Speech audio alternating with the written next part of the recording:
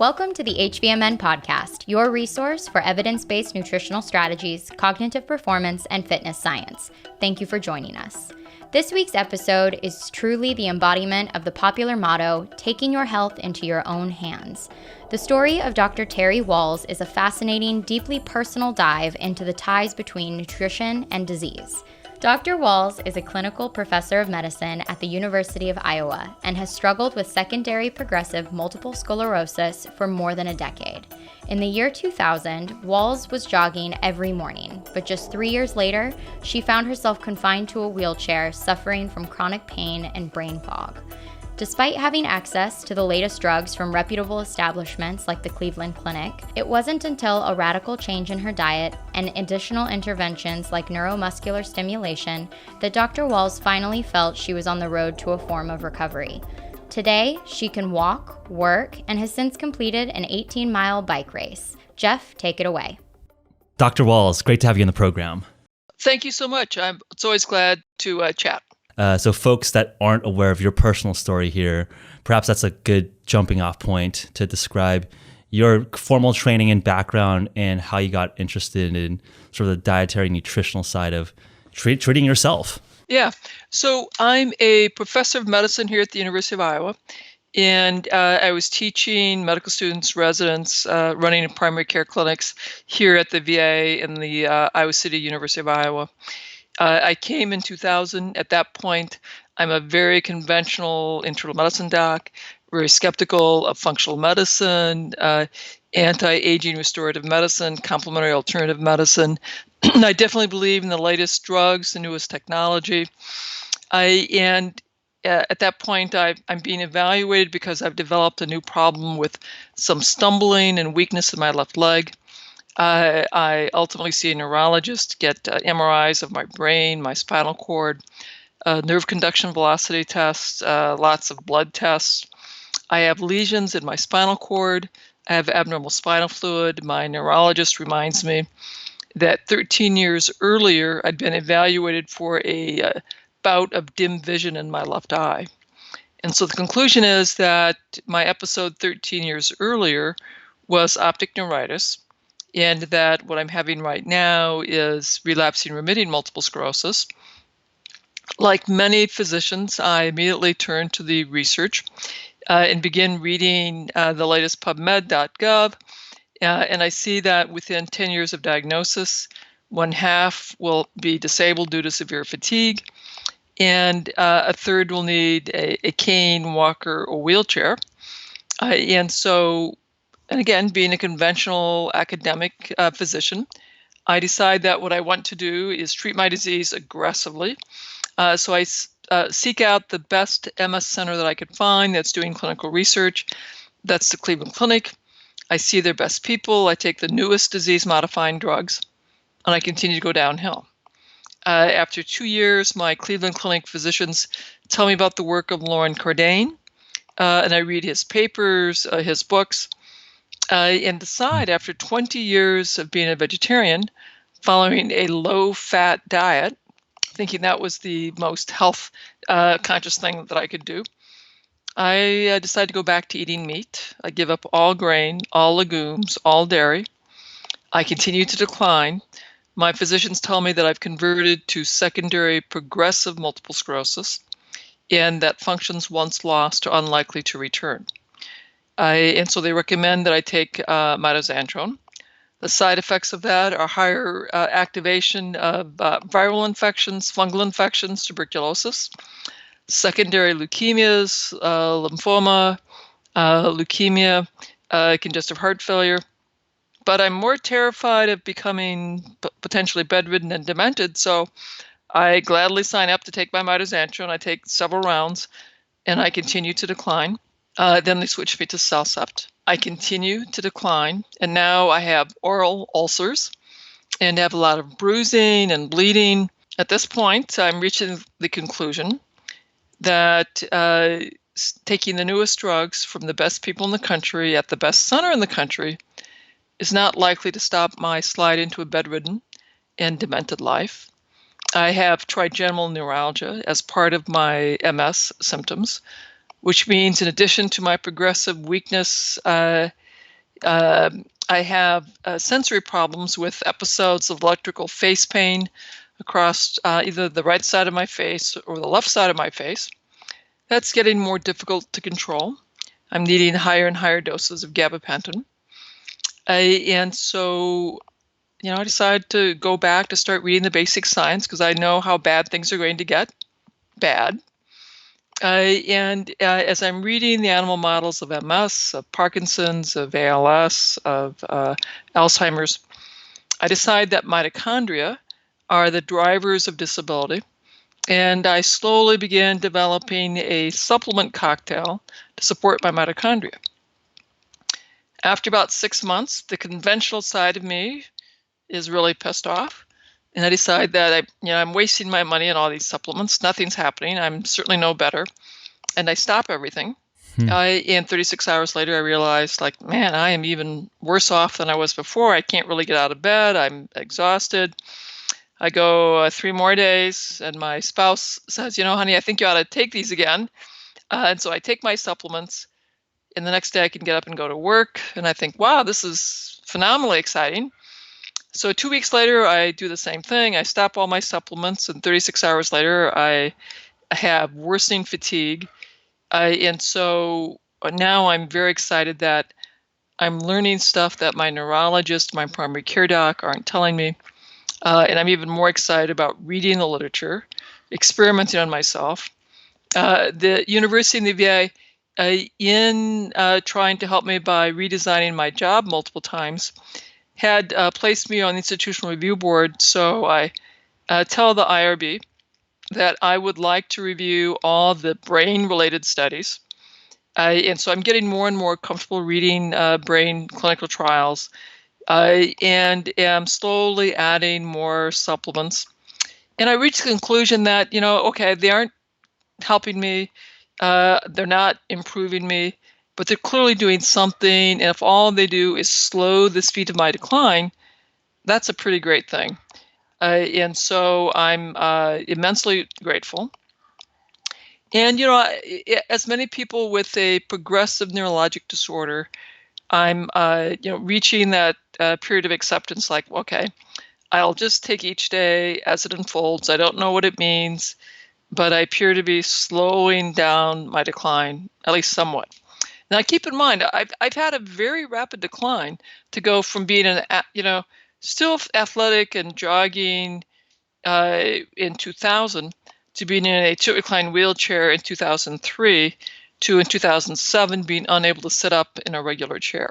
I was just going to ask about the emotional state. I mean, you're a classically trained doctor. You know the prognosis is not optimistic. I mean, you look at the curves and all of that. I'm just curious to think, rewinding back to 2000, just on the emotional side, I'm curious about the mental resiliency to realize that the percentages and probabilities weren't great, but you're doing everything to prevent decline, all of that. I'm curious to rewind your thoughts and get into your mental state there. Sure. So in 2000, I'm reading the literature, getting really quite agitated when I see that progressive nature within 10 years, unlikely to be working due to fatigue and likely to have gait disability. In 2 years, I can tell, and so I get really agitated. My spouse sits me down and says, you got to stop reading the literature. It's just getting you upset. We'll find you the best MS center in the country. We'll go there. Let them take care of you. And I agree to do that. So I stop reading the literature. We find the best people, and I start taking the drugs and let them manage me. As I'm getting more disabled, I'm really having to reimagine my life as this more disabled individual. I have young kids. At diagnosis, my son was 8, my daughter was 5. And I had presumed that I'd be teaching them resilience and perseverance by teaching them cross-country skiing, wilderness travel, backpacking, kayaking, doing martial arts, doing athletics. And of course, it's very rapid. That is not going to happen. You're teaching them by you surviving. Realizing that my kids were watching. And so I'm thinking, if my most important purpose is to have emotionally resilient and economically stable kids, then all I've got is to teach them that, yep, life's not fair, but you get up and go to work every day anyway, and you do the best you can. Power to that. So as you're declining, it sounds like there's a couple breakthroughs around realizing that this could, maybe a root cause here was a mitochondrial dysfunction, and then looking at the supplements, and it sounds like that started to get you on a path towards, okay, maybe I can start taking some of the interventions into my own hands. What was there an initial paper that sparked that? What was the initial supplement? What was the initial kind of combination? The initial paper was by Beal, B-E-A-L, and he was talking about bioenergetics, and it was the study for Parkinson's. Mm-hmm. And so he was talking about lipoic acid and carnitine. And so he had a few other papers, and at the time it was lipoic acid, carnitine, and creatine were the initial three that I used. Then I added coenzyme Q in there.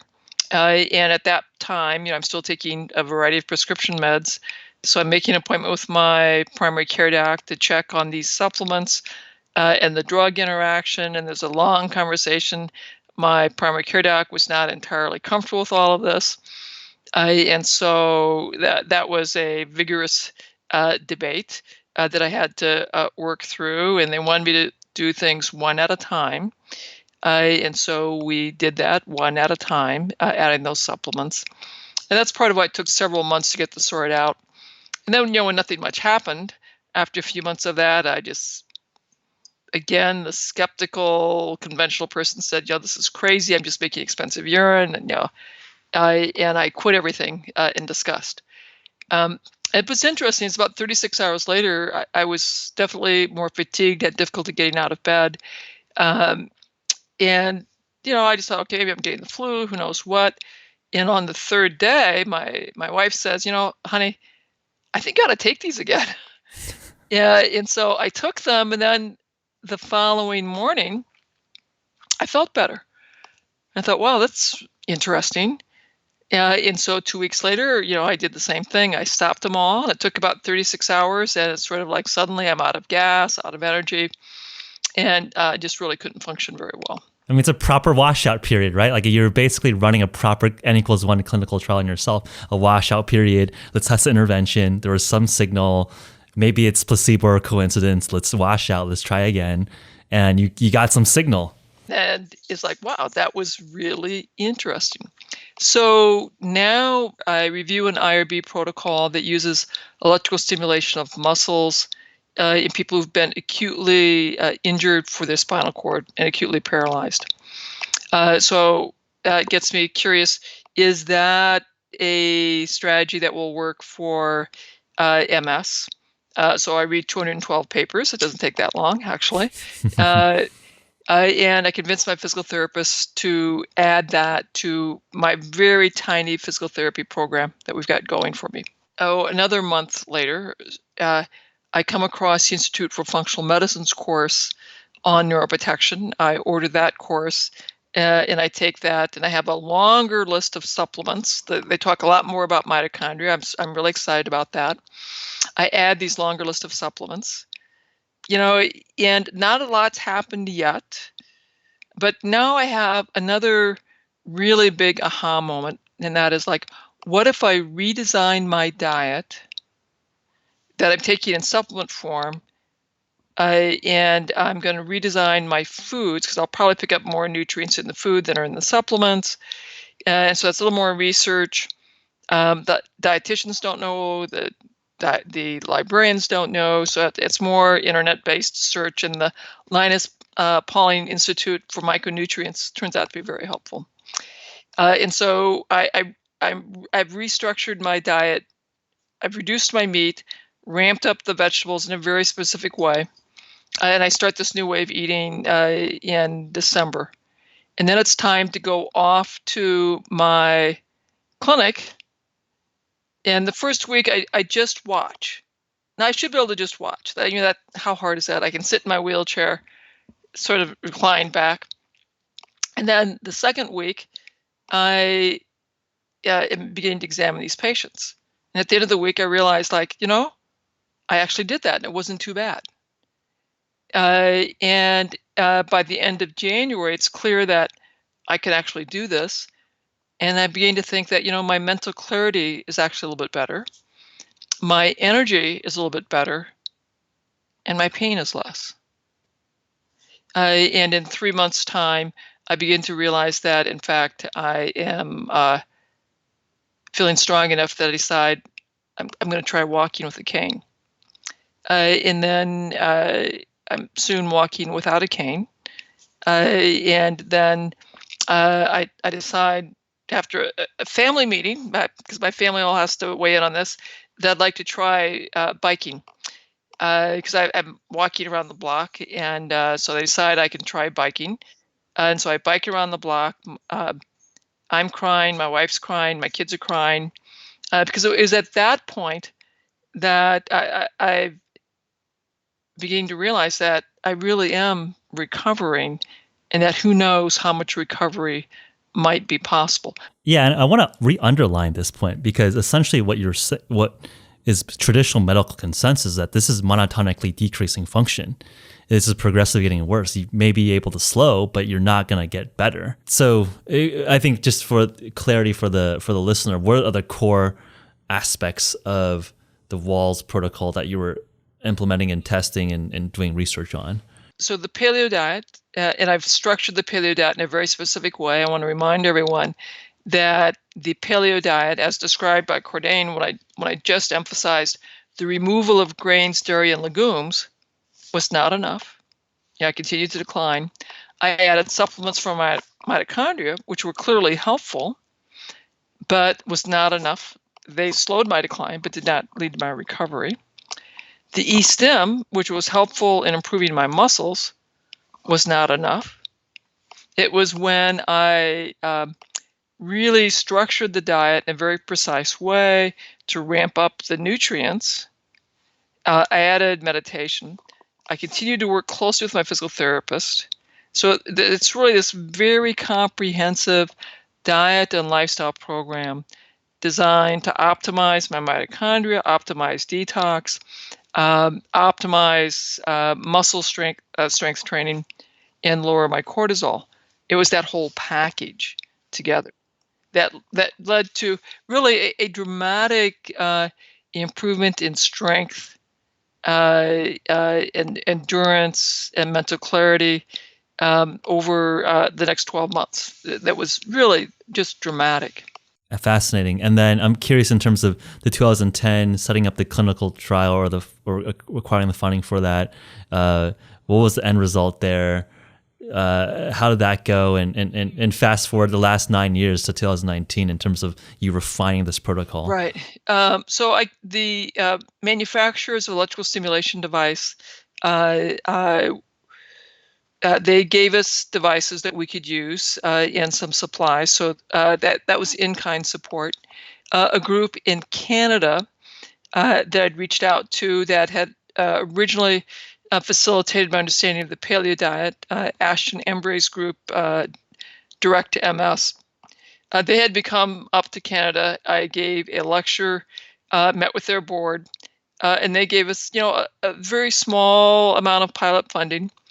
And then the university supported me with in-kind support from undergraduate research volunteers, and a PhD student worked in the lab, and she got her dissertation from our experiment. So I put together the support from a variety of sources. And my chief of staff at the VA gave me 2 days a week, unfunded time to do the work. So the VA helped, the university helped, and Direct MS Charity, the Canadians, and the manufacturer of the therapeutic electrical therapy device helped. Awesome. And then, so as you were going and running this, what was the end size, and what were the end results?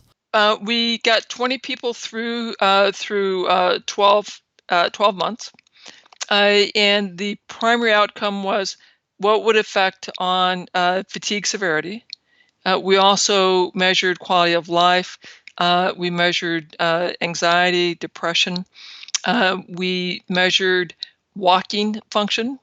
We measured hand function. And in the second group of 10, we measured their MRI results as well.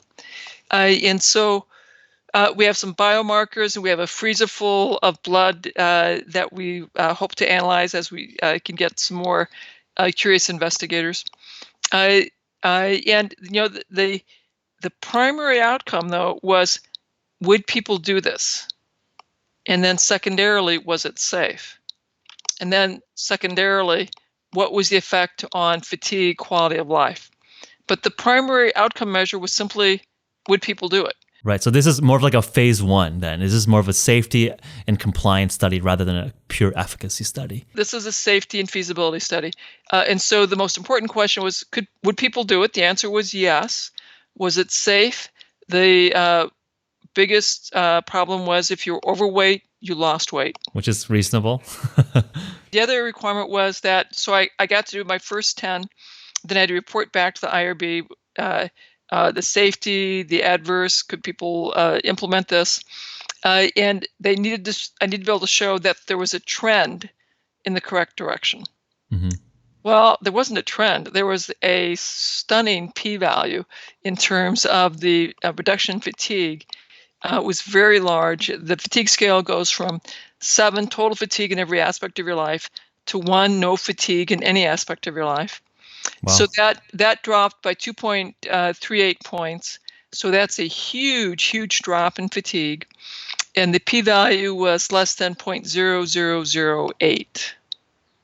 So very large, very significant. We were given permission to do the next 10. And they too could implement it. It was safe.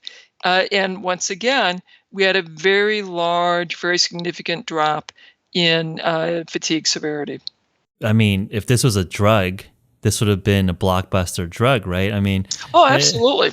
I'm curious to hear your thoughts as you see this data, which is pretty stunning in terms of, again, in the context of traditional consensus. This is a progressive monotonically decreasing function, and you're able to, boom, pretty drastically improve fatigue. But, in all fairness, this is a single-arm safety and feasibility study. So the next thing you have to do is a randomized study, which we did. Yep. And we were able to do a much shorter. So we just did a 12-week intervention because we could see that you get a big change within 12 weeks. And we did it with relapsing remitting MS, 12 weeks. Again, you came in, you had your baseline assessments, then you got randomized. You either got trained on the diet or not. And we just did diet. So we simplified the regimen. And again, we showed large, dramatic reduction in fatigue, improvement in quality of life, improvement in motor function in the intervention group as compared to the control group. Then we did another pilot study comparing the ketogenic diet, my original Wahls diet, to weightless control. In that study that is under review. But anyway, I'm smiling, fun results. Now we have a much larger study funded by the Multiple Sclerosis Society, comparing a low-fat diet to the Wahls diet. We'll be analyzing the data from that study this time next year. We have enrolled 96 subjects, and so we'll have a much larger group.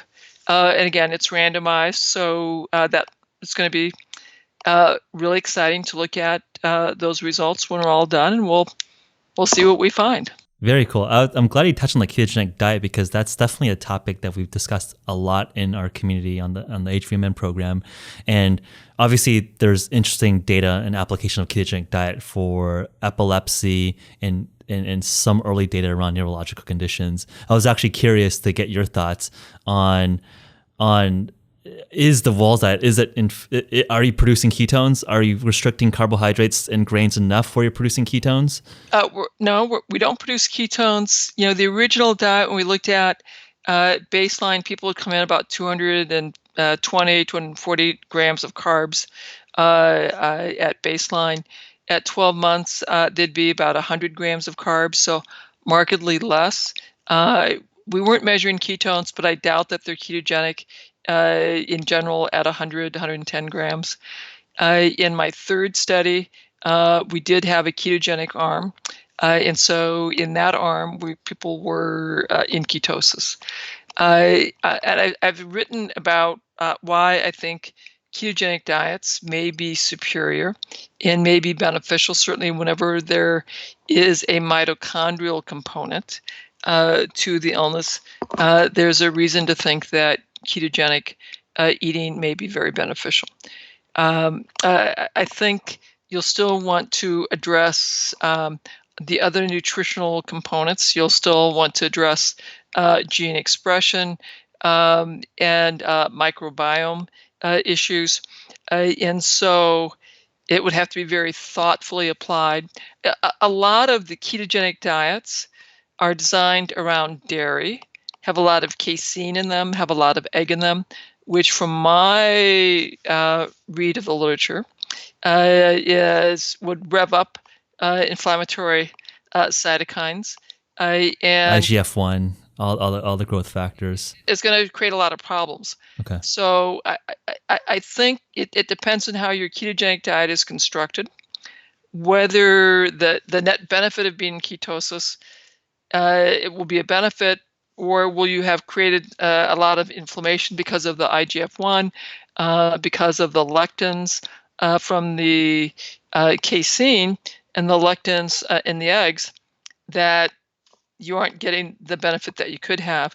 I used a MCT version that I think has fewer lectins in it. It might be that fasting mimicking diets would do better. It might be that periodic fasting would do better.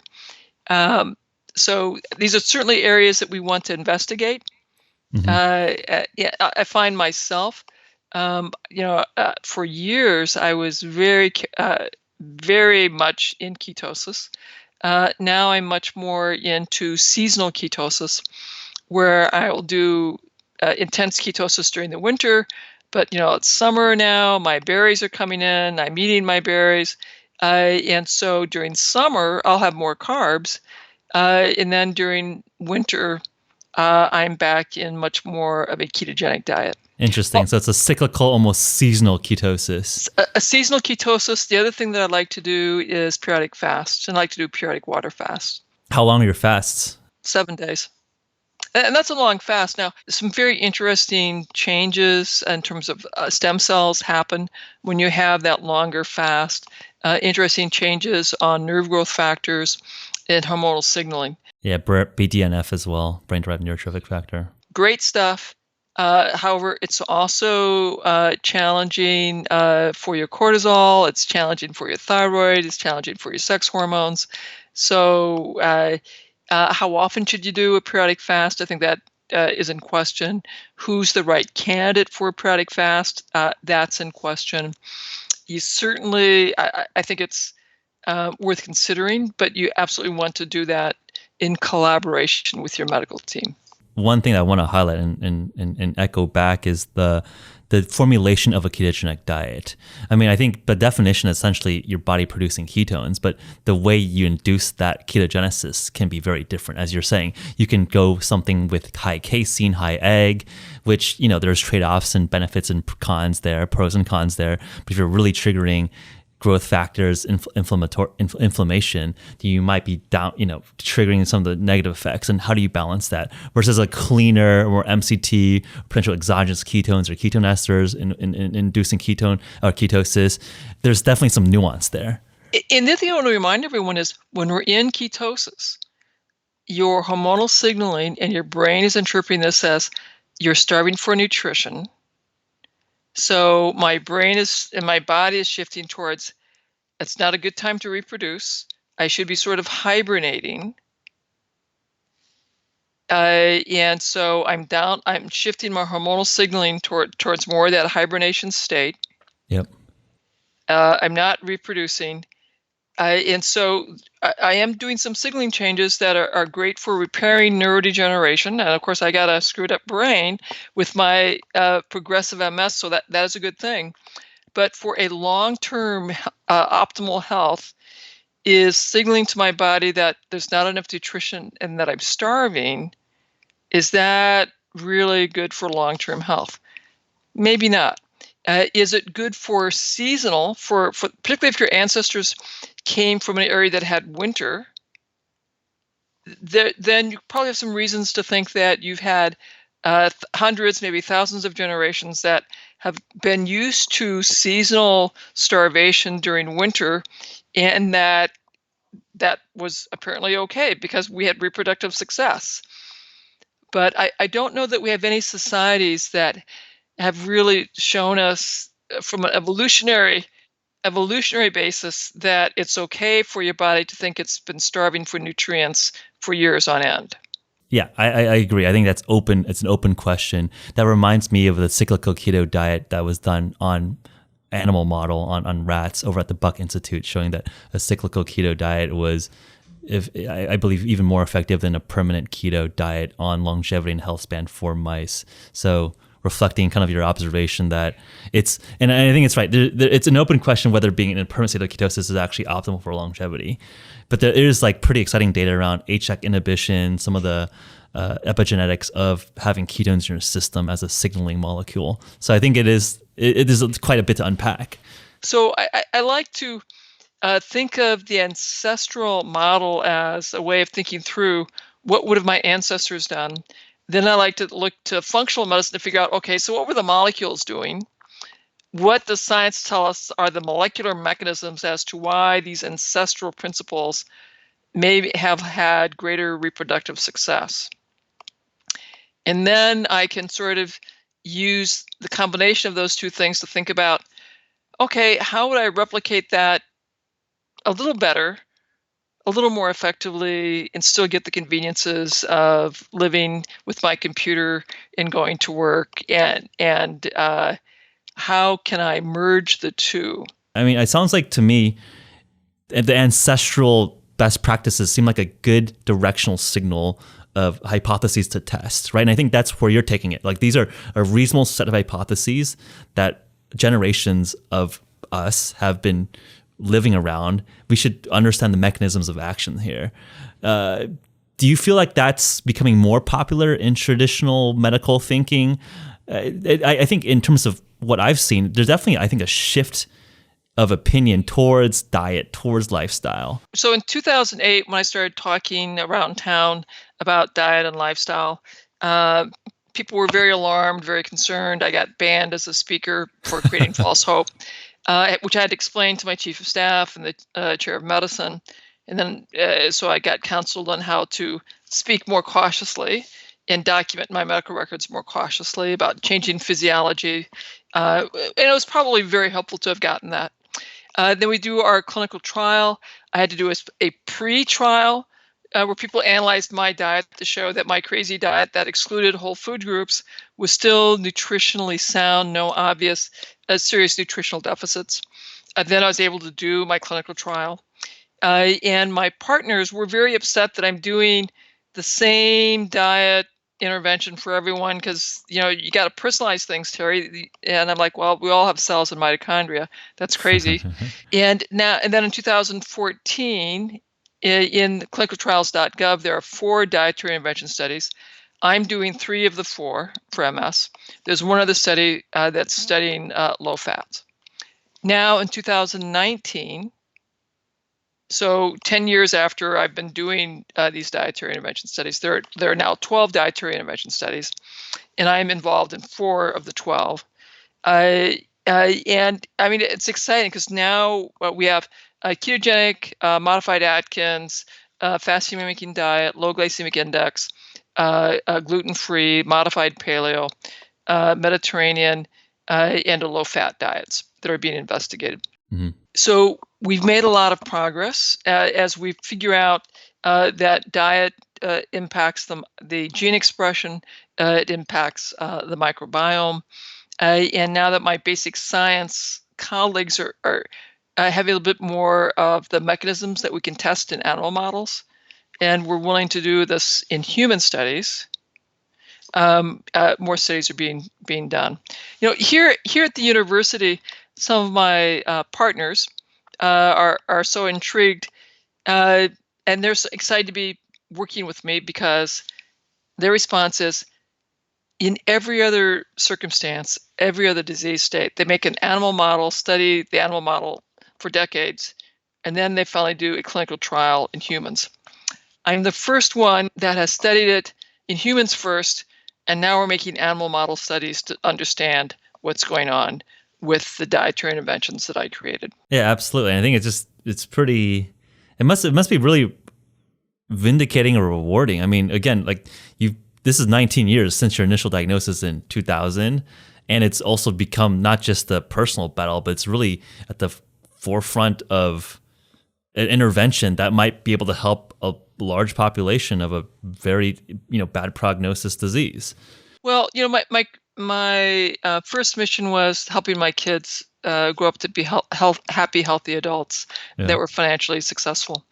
But now my mission is to create an epidemic of health, and to teach the public and clinicians that the best way to treat chronic disease is to create health. And the best way to create health is by teaching people why health behaviors are so powerful, and to teach them these radical things known as vegetables are good for you, that cooking at home is critical, that learning how to meditate and to move are critical to your health. In that the real drivers of chronic disease are sugar, white flour, and processed foods that are radical changes to our food supply. That we can eat meat and survive. We can eat vegetables as long as we still have some meat and survive.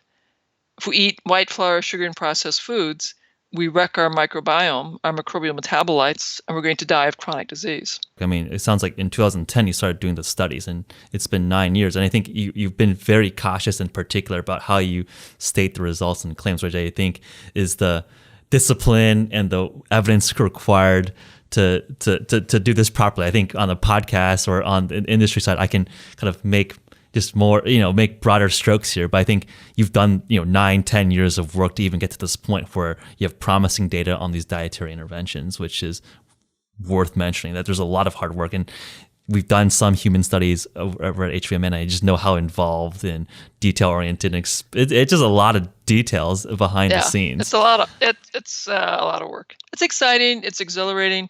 It's hard to sleep at night because it's so exciting. It's so fun.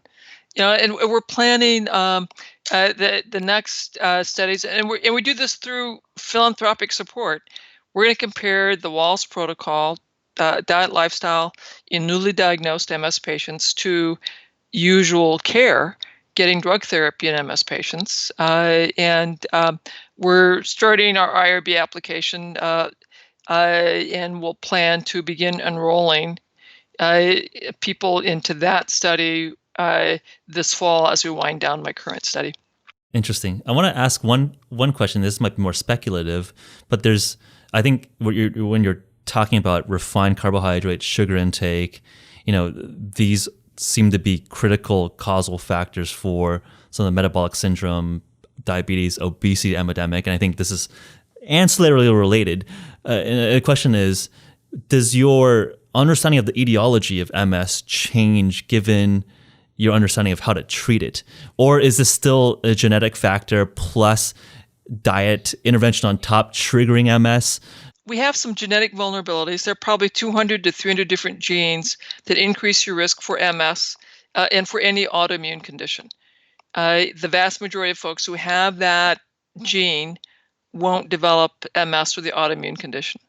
It's this very complicated interplay then between the genes that you have, your infection history, your vitamin D level, your food that you ate at birth, whether you're vaginal or C-section birth, what you're eating currently, your social network, your lifetime events, life events, that all of that complicated stuff interplays do you develop a autoimmune condition, which autoimmune condition you develop, and if we don't address all these root causes, what will be the next autoimmune condition that you develop, and you'll keep developing them until you're disabled and die.